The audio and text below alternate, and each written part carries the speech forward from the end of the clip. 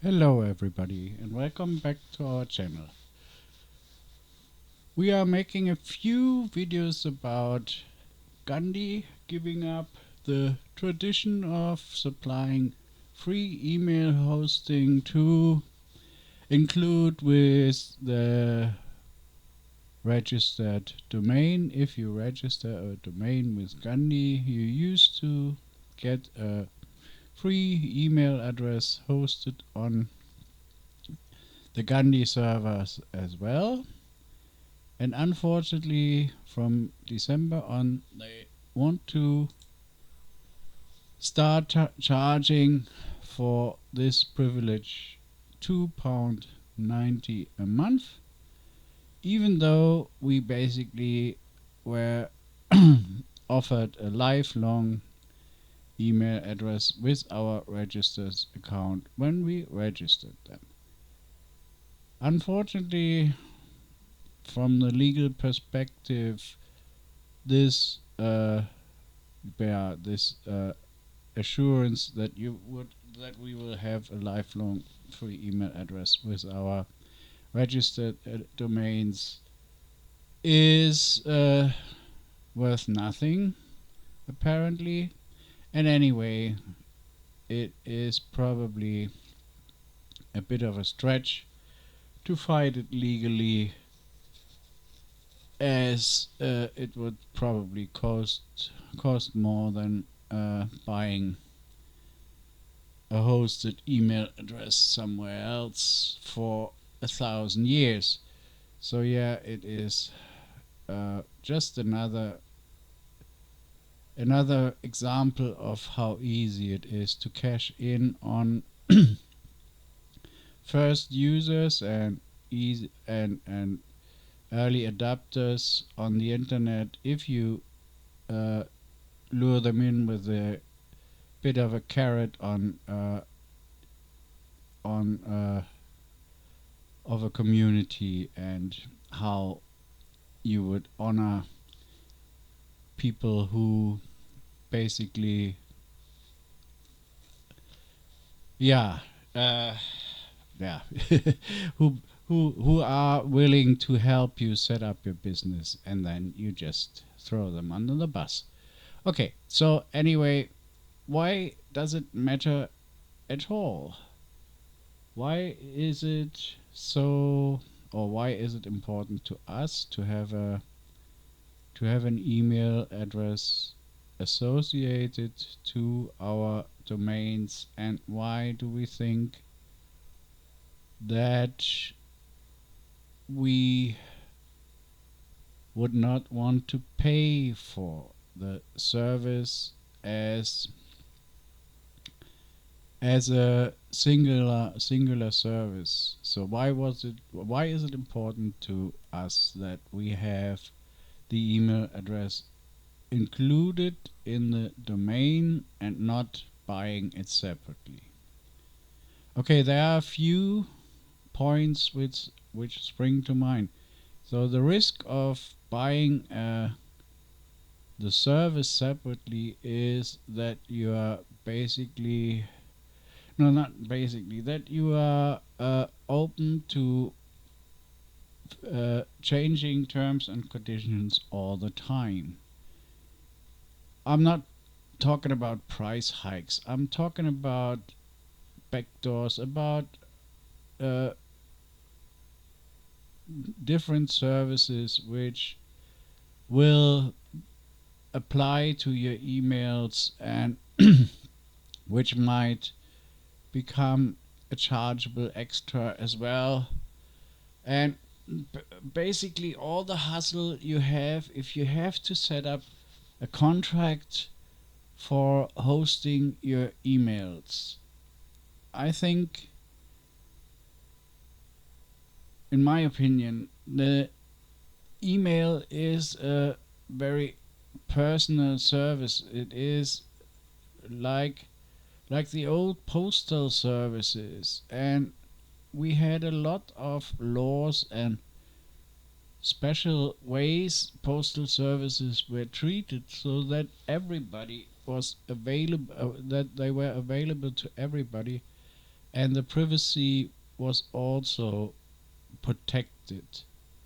So why does email fare in such a different way than the old postal service did, when even my tax records are going via email now?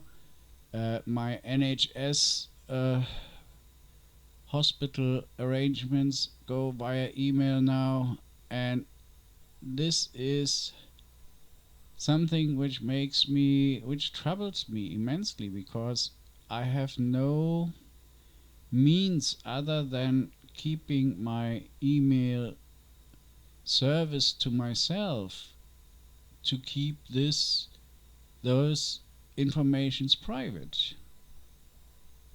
If I don't own the email address, and if I don't own basically the email server there where the email runs through, then I can't. I don't even know how many people on the way read and watched my emails. So this is a bit of a problem. And Gandhi being a French company, I was pretty excited. Or no, not excited. I was pretty sure that even if I have to pay a little premium for the services, I would have a domain which is under European uh, jurisdiction, and that I would be met with European privacy laws, which are a bit favorable than the ones which are for non-Americans on American servers. So I think having this service scrapped and trying to find something which is ticking all the boxes is basically making us go down that rabbit hole and finding. I mean, there's always something good in a challenge. Yeah, I know. Probably in the end we will find a way where we can have a compromise and find something which gives us uh, a solution for the problem which we can live with. But f- now we have to take action. So what basically two things are out. Two things are not working, as we know. We can't use email address by a broadband provider or something like that, because that would lock you in with your broadband provider, because you have no options of taking your email address with you.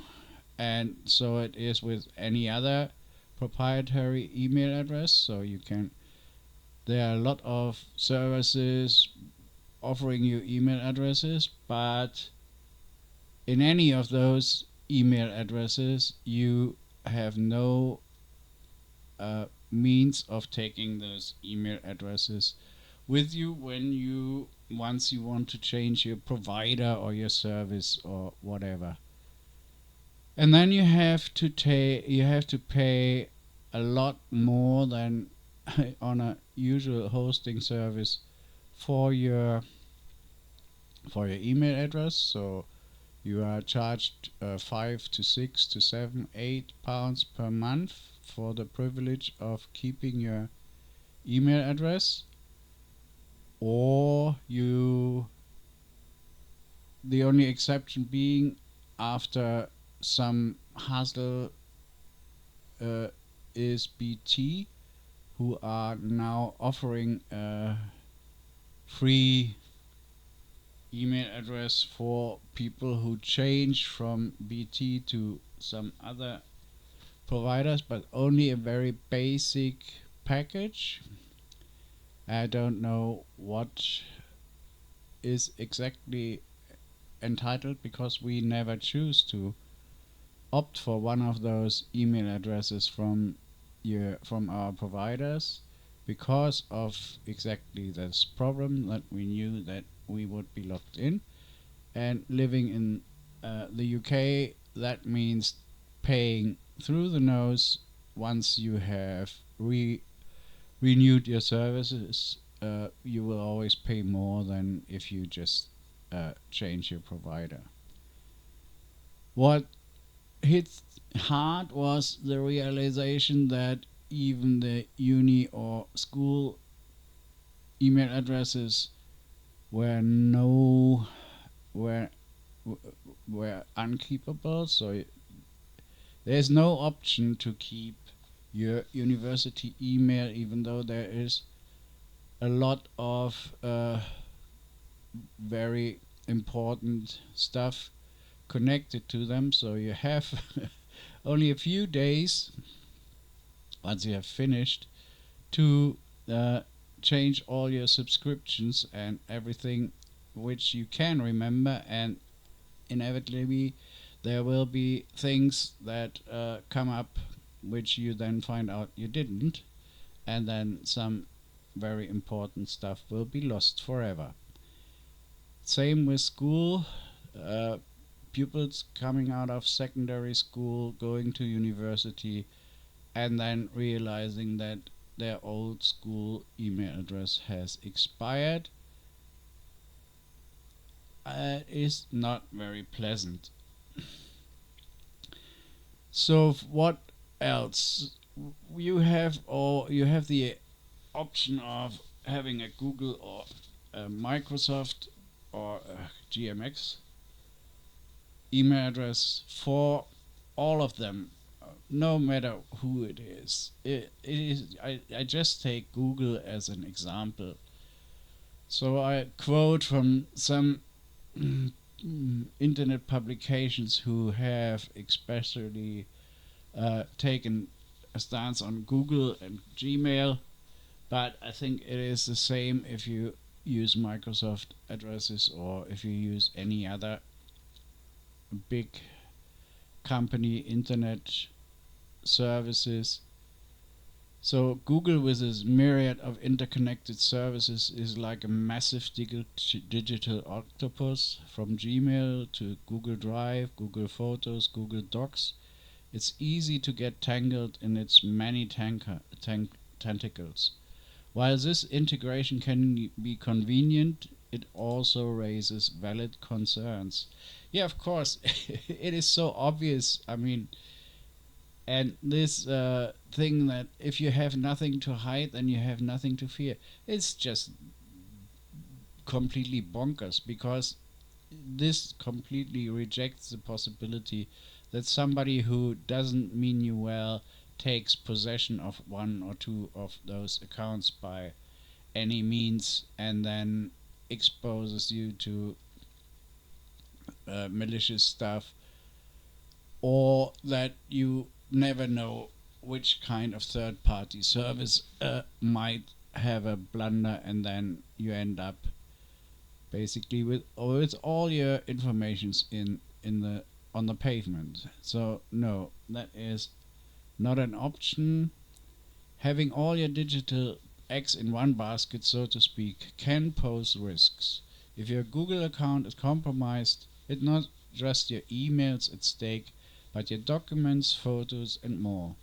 Diversification, it seems, is a wise strategy in the digital world as it is in finance. Yes, it is. And on top of this comes that you don't want to be profiled. You don't want to know somebody is out there who uh, knows more about yourself than you know about yourself, maybe, and you don't even know him. That is the problem. What strikes me, what makes it so enormously unappealing to me is that if I expose myself to a family member, or if it is somebody I know, then I know roughly how much people know about me, how they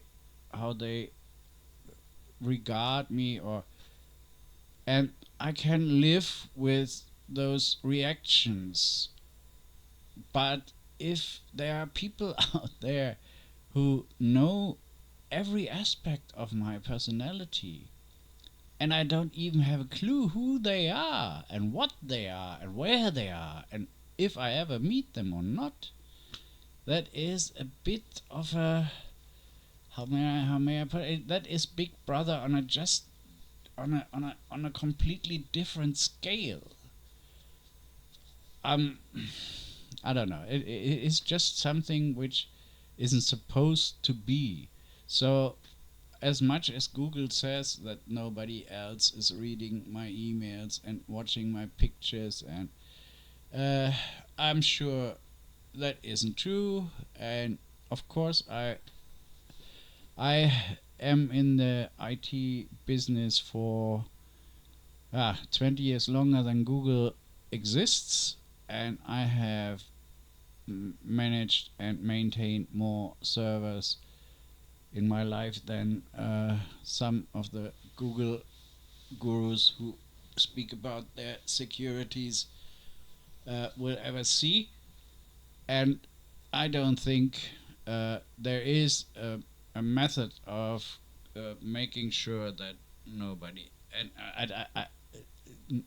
I don't even think there is a will, because just to approach the privacy levels that would be needed would be so so expensive that there's no they have no intention, they have no incentive to do it. It would render the whole business worthless. So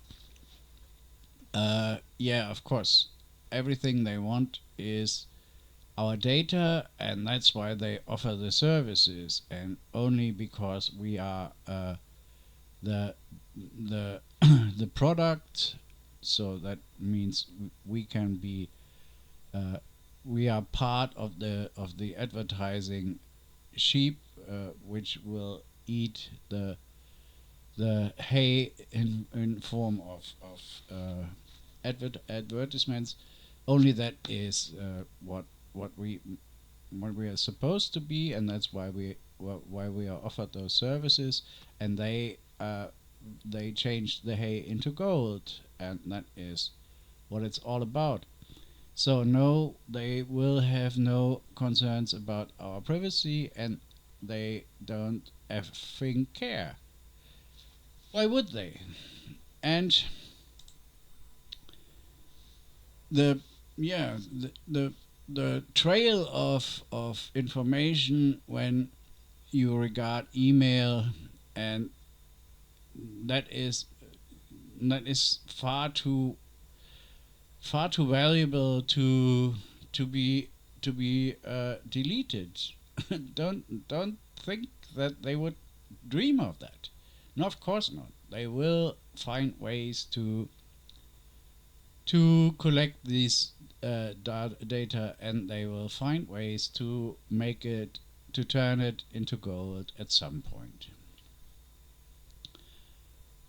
And that's why it is so important to store your emails, and you to have a email service which is independent from one of those big players, because at the moment it seems like they all have only a share of the market, but who knows how it looks like in 10, 15, 20 years.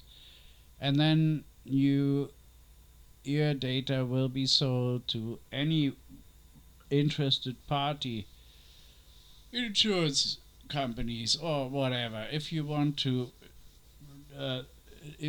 sign up your children into a good school, and then you're probably not gonna make it because they find out that the parents have some dodgy dealings in their life.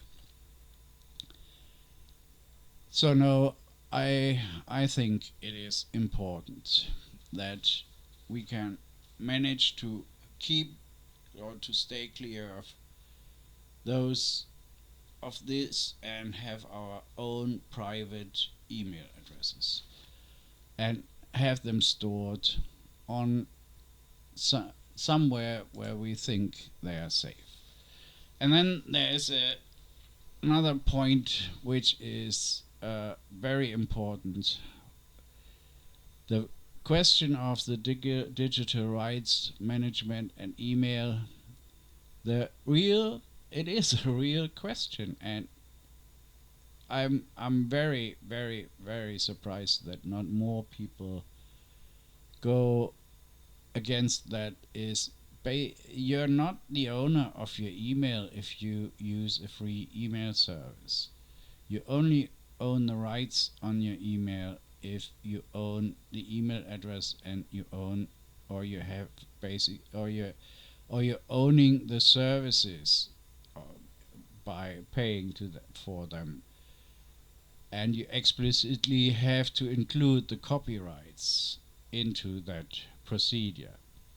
And that has very huge implications of your privacy, because it's not the malicious third party who intercepts your email and publishes it. That is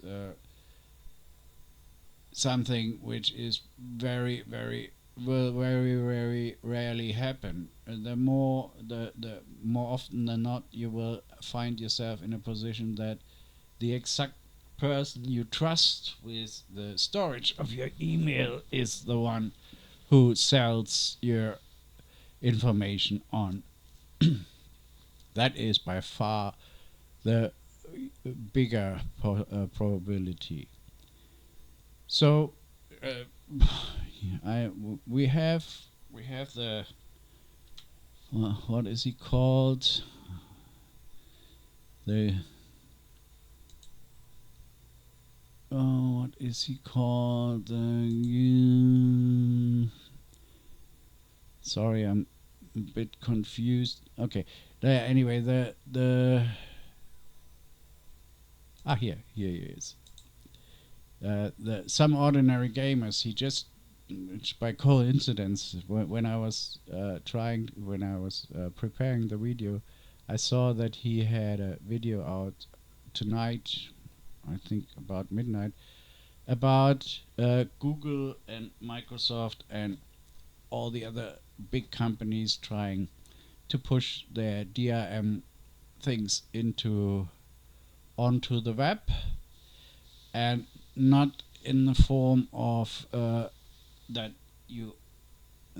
they own the rights on anything, but in the way that you have to have the rights to access stuff. So if you don't own a proper computer or a proper PC or a proper laptop or whatever, in their definition, you will not have access to all parts of the internet. And yeah, that that is what you have to expect. So what happens if you don't pass the monkey test to access your own email? Then you will be excluded from reading your own emails. Good. So those are a few of the thoughts I have, and we have discussed about the email and why it is important for us to have a service which is a dedicated hosting service to the email, why we will switch to another provider who offers exactly that with the registration of domains, and why it is important to us, and why we are willing to pay a premium for our domains when we register, just to have the extra of a email hosting service included, and why we will not pay for uh, uh, why we not pay for a dedicated service because of the problems with the company going bankrupt or the company going into financial difficulties, and then we don't know what happens to the service. It's the same, you can say, with hosting companies, but I can always have copies of my emails and then just move my email address from one hosting service to the other. But when I'm logged into an email service where I might not even have access to my email address and or whatever, because of some financial difficulties there, and then it is it might become a bit of a problem. So what we will do is we will change our hosting provider to something which will be email included. Last video I spoke about the two interim solutions we have. So one was Tutanota, which is basically a German Swiss service, and I wasn't sure if Tutanota offers the free service including your custom domain. I can now make the I've now researched it, and they don't offer the custom domain with their free email service. So you have to pay. You get free 3 custom domains for the cheapest tier they offer for email service, which adds up to £1 a month, roughly. But you have to pay. There's no free service, so you can't try it out for free. The other option, which I said we would show how it works, is the Skiff Mail. And Skiff Mail offers you one custom email address without charge. So that is something you can try out. As you can see, we are trying it out, and we are going on to some we are chasing up some subscription scams at the moment. So there will be a video about that as well. But we are using that to chase up our subscription scams, and I can't say, or I can't say anything good or bad about both of the services at the moment, because the time we are testing them is just too short. So there will be another video later on where we will speak a bit about how it works, and then we will also talk about the different providers and registers we have tested, or which one will be the ones we will recommend. So for now, thank you very much for your interest, and we will go ahead with our planning and with our realizations over time, and we will let you or inform you about how it all works. Okay, thanks very much for listening, and have a wonderful week.